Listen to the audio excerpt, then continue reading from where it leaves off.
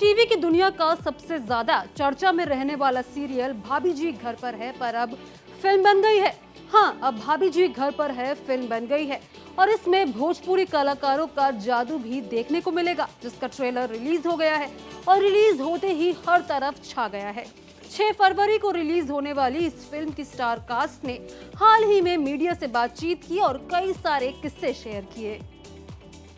पहले तो मैं इनसे शुरू करूंगा। ये फिल्म बहुत कम दिनों में बनी है। All credit goes to this boy, the younger boy, a very handsome looking younger Tom Cruise we have here. So, so this Tom Cruise, which I'm telling you, the kind of planning he had, early morning, what time to wake up, when to leave, exactly. We were not being harassed. With something to learn because I've done what 750 movies, till now. अब जीवन में बहुत सारे देखें, unplanned schedules भी देखें. Here was bang on, thanks to Shashank ji. The actor will come here, they'll finish. Combination of me, Mukesh Bhaiya, to all of them, and then leave them. Never been like one night only we had a long schedule. That's it.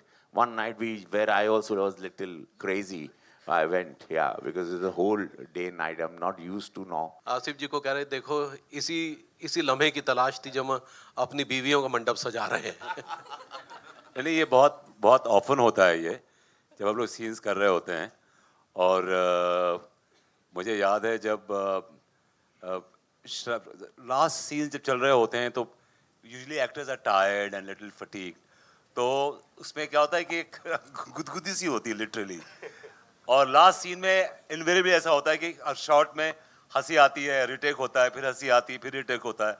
तो और उसमें बुरा नहीं मानते, because अगर हम नहीं हंसेंगे तो आप कैसे हंसेंगे, ये बड़ा इंपॉर्टेंट है। तो it's the part and parcel of it, so we enjoy our work. मेरा एज एन एक्टर मानना होता है कि सामने वाले एक्टर के स्पेस में आप एंटर मत करो और आप एक स्पेस क्रिएट करो जिसमें आपका कोई एक्टर आपके साथ जर्नी कर सके।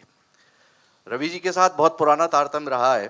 मैं आप किस्सा रवि भाई को याद है कि नहीं याद है, मैं सुनाता हूँ कि मेरी एक फिल्म रिलीज हुई थी गंगा जल, तो रवि भाई ने देखी और रवि भाई को बहुत पसंद आई और रवि भाई बिना किसी झिझक के टार्जन द वंडर कार के सेट पे मुझसे मिलने आ गए और वो अद्भुत किस्सा है। और उन्होंने कुछ बोला भी नहीं कि मैं मिलने आया हूँ। मैंने अचानक देखी रवि भाई बैठे और फिर मैं अब्बास मस्तानी से परमिशन लेके इनसे मिलने गया, क्योंकि हम लोगों का स्कूलिंग थिएटर से आती है कि बिना निर्देशक के कहे हम लोग टस से मस नहीं होते। तो वो इनका बड़प्पन है। और निश्चित तौर पे